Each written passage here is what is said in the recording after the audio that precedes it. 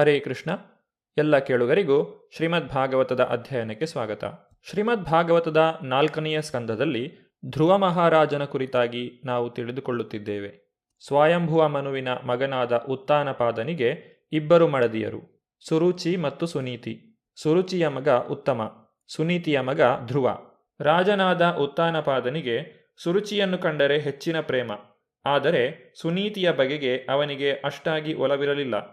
ಒಮ್ಮೆ ಧ್ರುವನು ತನ್ನ ತಂದೆಯ ತೊಡೆಯನ್ನು ಏರಲು ಪ್ರಯತ್ನಿಸುತ್ತಿದ್ದಾಗ ಆತನ ಮಲತಾಯಿ ಸುರುಚಿಗೆ ಬಹಳ ಅಸಮಾಧಾನವಾಯಿತು.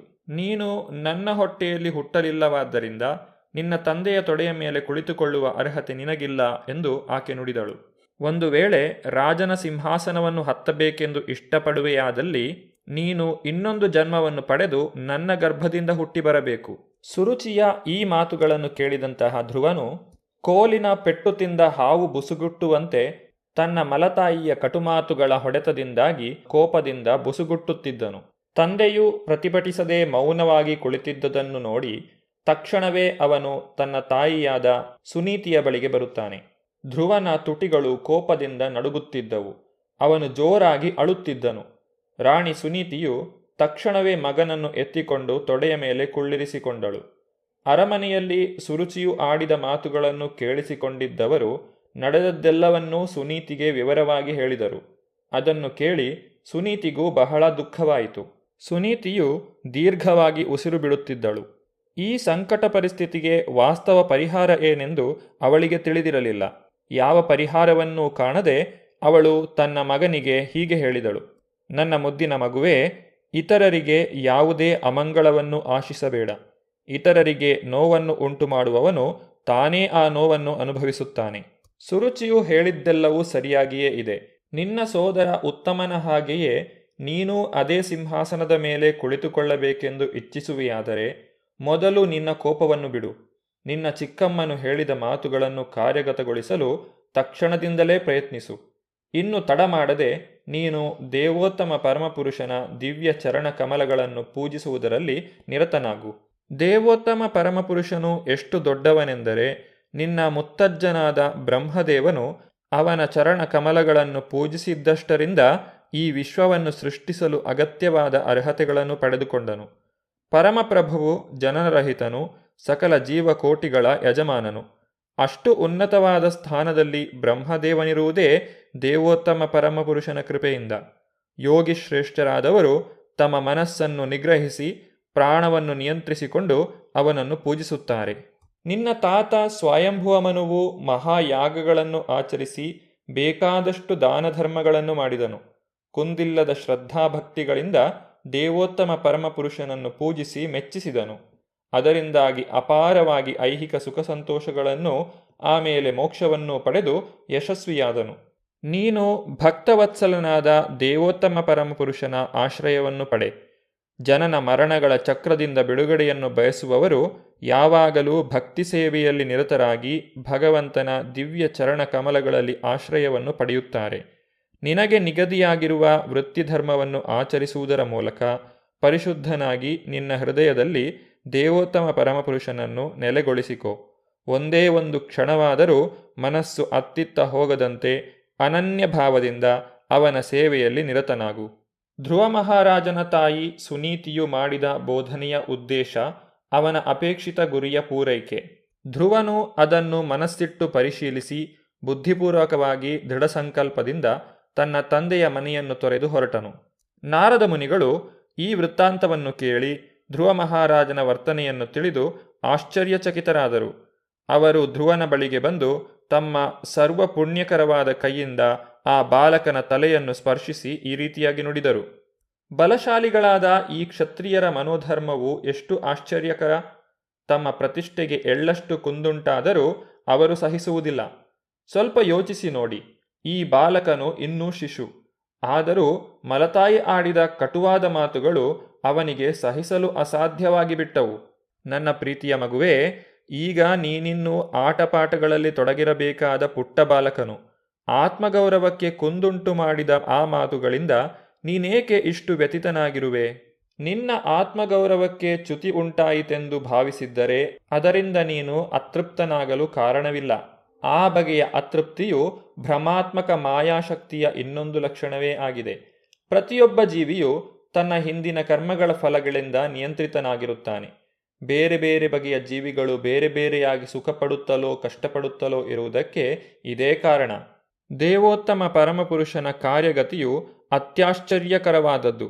ಬುದ್ಧಿವಂತನಾದವನು ಈ ಕಾರ್ಯಗತಿಯನ್ನು ಒಪ್ಪಿಕೊಂಡು ಅವನ ಪರಮೋನ್ನತ ಸಂಕಲ್ಪದಂತೆ ಕಷ್ಟ ಸುಖ ಯಾವುದೇ ಬರಲಿ ಅದರಿಂದ ತೃಪ್ತನಾಗಿರಬೇಕು.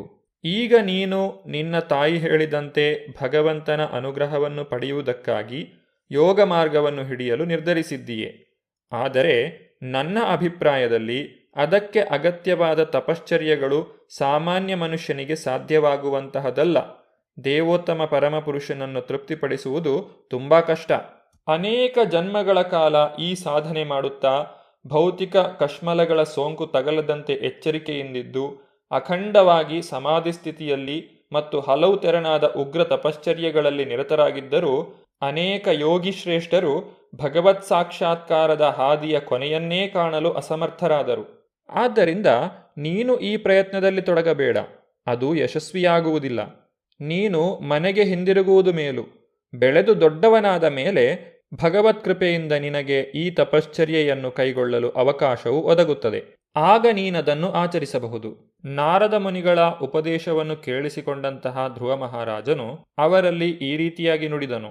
ನನ್ನ ಪ್ರಿಯ ನಾರದ ಮಹರ್ಷಿಗಳೇ, ಭೌತಿಕ ಸುಖ ದುಃಖಗಳಿಂದ ಕದಡಿದ ಹೃದಯವುಳ್ಳ ವ್ಯಕ್ತಿಗೆ ಮನಃಶಾಂತಿಯನ್ನು ಸಂಪಾದಿಸಲು ತಾವು ಕೃಪೆಯಿಟ್ಟು ಇದುವರೆಗೆ ಹೇಳಿದ ಮಾತುಗಳೆಲ್ಲವೂ ಬಹು ಉತ್ತಮವಾದ ಉಪದೇಶಗಳೇ ಸರಿ. ಆದರೆ ನನ್ನ ಮಟ್ಟಿಗೆ ಹೇಳುವುದಾದರೆ ಅಜ್ಞಾನದಿಂದ ಆವೃತನಾಗಿರುವ ನನಗೆ ಈ ಬಗೆಯ ತತ್ವವು ಹೃದಯವನ್ನು ತಟ್ಟುವುದಿಲ್ಲ. ನಾನು ಕ್ಷತ್ರಿಯ ಮನೆತನದಲ್ಲಿ ಹುಟ್ಟಿರುವುದೇ ಅದಕ್ಕೆ ಕಾರಣ. ನನ್ನ ಮಲತಾಯಿ ಸುರುಚಿಯು ಕಠೋರವಾದ ಮಾತುಗಳಿಂದ ನನ್ನ ಹೃದಯವನ್ನು ತಿವಿದು ಬಿಟ್ಟಿದ್ದಾಳೆ. ತಮ್ಮ ಅಮೂಲ್ಯ ಉಪದೇಶಗಳು ಅಲ್ಲಿ ನಿಲ್ಲುತ್ತಿಲ್ಲ.